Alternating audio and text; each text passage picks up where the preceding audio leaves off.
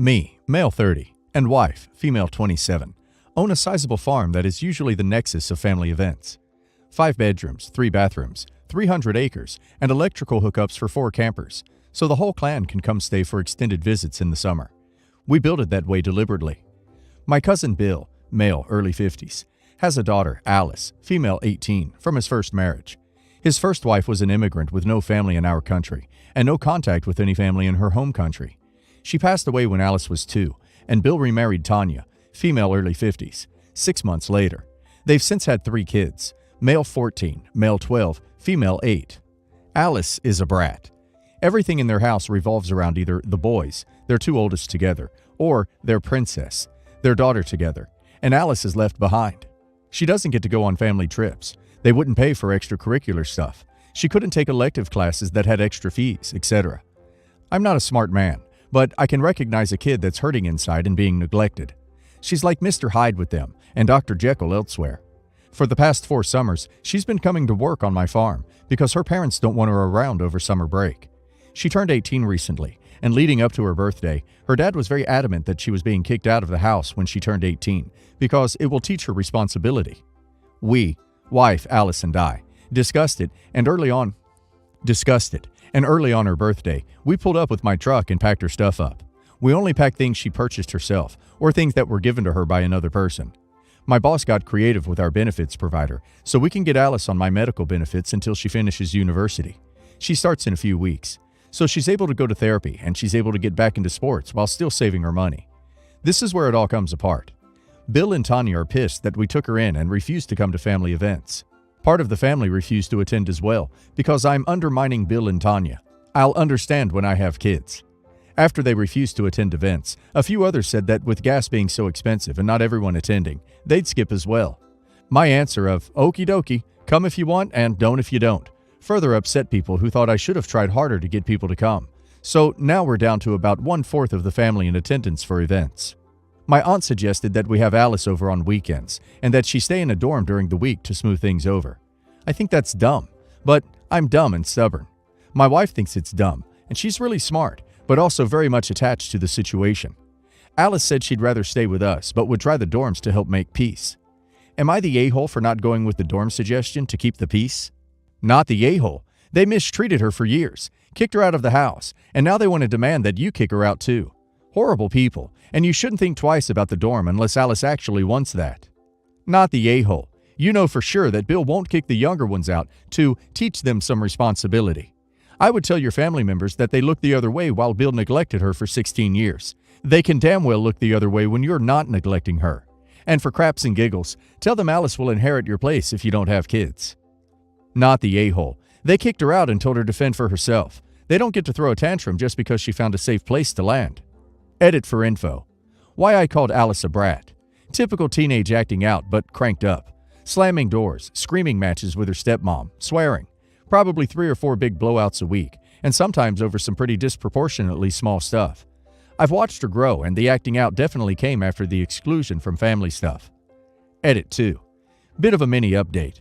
I ripped the band-aid off with the old fam jam, and told them that fewer mouths to feed isn't the punishment they thought it was. Anyone else who was coming is still welcome, and I'd have the extra cash from not feeding so many people to help folks concerned about gas prices make it out if they so choose. I'm in like 4 different family group chats, and they're all lighting up. I'm going to turn my phone on silent for a while and let the sparks fly. Edit 3. Alrighty, here's the update on the situation and a little background info for some consistent topics in the comments.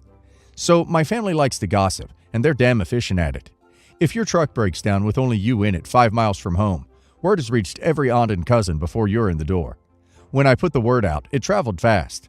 This morning, I've been called all the names in the book, and some new ones, so there may be a revised and updated edition of said book coming out. I've been told I'm a good guy, a bad guy, I'm stupid, I'm smart, I'm short-sighted, I'm thinking ahead. It's been neat. Long story short, I've got about a dozen relatives telling me thanks, and they'll buy me a pint next time they're out, and about triple that who never want to speak to me again. So those are both significant victories. Now, nobody here really cares about me. We're all about Team Alice here. She's a Redditor apparently, and came across the post independently of me showing her. There were tears, born of stress and relief I think, and she's going to be staying here with us until she's ready to start the next chapter of her life. whatever and whenever that might be. She's got classes picked. Her college picks first-year classes for you for the most part, so it was a couple of electives, and is looking into the women's rec league for a hockey team when the season starts, so she's all set on that front. Regarding feeding everyone and paying for gas, without going into details, I was very fortunate as a young man to be working very, very hard at a job I was woefully underqualified for, while a very wealthy person was on site. Basically, right place, right time, and the chief took me in and mentored me. We have made a lot of money on a business venture together, in addition to me working for him, and since then I haven't exactly had FU money, but enough that I was able to buy the property I live on outright and build my home here with my wife, who also makes good money. Family is important to both of us, and neither of our sides of the family tree have much for money, so we've done our best to make sure money isn't a barrier to getting together and seeing one another. Now, the big news. Tanya drove down to my house this morning. Bill and I had some very loud, very angry words when he drove down last night, after I chose option in the family group chat, so she actually waved a white flag from her car when she pulled up. I shooed the dogs and alpaca away and went out to talk to her, brought her out a muffin, and we had a bit of a chat. Allegedly, Bill was threatening to kick Alice out to scare her straight, and that they weren't actually going to kick her out, and they were caught off guard when we showed up on the morning of her birthday. I told her that she was missing the point, and that I'm not sure I could use small enough words or short enough sentences to explain it to her if she thought that was the only problem. She cried, then peeled out of my driveway at Mach 7, and it's been radio silent since, which I'm currently enjoying. Growing up, it was just my father, me, and my sister. My mother wasn't around that much, so my father would depend on me to look after my sister while he worked. I would basically act as a mother for years. My dad did amazing. We grew up poor, but we didn't know that. When I got pregnant with my oldest, I moved out. I wasn't there physically to help, but one day I decided when I was 19, I would start saving up money for college for her. At this time, she had big hopes and dreams, even had a big old dream goal board. I didn't tell her I had started this, only my father knew. Now I, 32 female, have saved up $13,200. It's not much, but it's a good start. On Saturday, my sister, 21 female, and her boyfriend, 28 male, were over visiting. She started to tell me that she was looking into college classes, and she was going to visit a couple in the next few weeks. I told her that was great, and I was proud of her for finally taking that step. I explained what I had saved up for her, and she was grateful. 3 days later, she calls and asked if she could come by later in the week to get her funds. I said, I guess so, but what was the plan? When did school start? You know, normal questions. And this is where she informs me that she and her boyfriend decided that he would attend college, since they believe he had a higher chance of succeeding with a degree for a career that would benefit their life together. She met this man 7 months ago. He had 6 different jobs, no home, borrowing her car, and literally nothing to show for the past 28 years of his life. He seems nice and respectful. I told her to come by this weekend so we could talk, and she agreed. She thinks this is a great plan, but I'm not feeling it. I didn't save up all this money just to hand it over to someone I don't know. I'd rather give it to one of my children for college. Would I be an a-hole if I didn't give her the money, unless she's doing schooling, or at least something that benefits her lifestyle only? Not the a-hole. You don't owe her anything. She should be grateful that you, A, took care of her, and B, thought of her. Tell her that you didn't save up the money for his dreams. It is for her. If she doesn't go, tell her the money will be going towards your children's college funds. If she miraculously changes her mind and says she will go, don't trust that. Don't hand over the money. Ask her for her uni details, admittance letter, course schedule, her student bill account, and you will pay directly into that account. If you hand her the money, her new shitty boyfriend will take it. Not the a-hole. This isn't your sister's money. It is your money that you saved to benefit your sister. And paying for her boyfriend's college won't necessarily benefit your sister in the long term. Don't give your sister any money. Tell her that you saved this money for her college, not someone else's, and you will pay it directly to the college once she's enrolled. Colleges allow the student to designate an authorized payer, who will be notified when the tuition bill is available. If you do give her cash, expect that she will most likely spend it on stuff you don't approve of. Seriously, only pay the money to your sister's tuition account directly. Not the a-hole. None of the funds should go to her directly, and certainly not to him, ever. When she is enrolled in a college, she will have a tuition, billing account with the college, with her name on it as the enrolled student. Only then should you pay any funds, and pay them directly to that account at the college on her behalf. That is the only way to be sure the money will be used for her education as intended. Update. So my husband and I thought it would be better if we didn't have my sister and her boyfriend over, just in case things blew up about the money, so that the kids wouldn't be involved. So I called my sister and explained that the only reason I started saving for her was because when she made that dream board, she was so hopeful and happy. I just wanted to help her with making something on there happen. I explained that I saved this money for her college, and if she chooses not to go, then either the money would be saved until she does, or I'll break it up between my children. She had me on speaker, which was great, because I heard her boyfriend say, "Well, great." My sister said, very aggressively, that she understood where I was coming from, but she felt it was her choice what she did with the money, and it was still going to college. I explained this wasn't inherited money. This was my money. I then hear her boyfriend say he was leaving and would be back. Not even 2 seconds after he was gone, my sister says, "Thank you for not choosing to give me the money." I was confused and asked what she wanted to do about schooling and her boyfriend.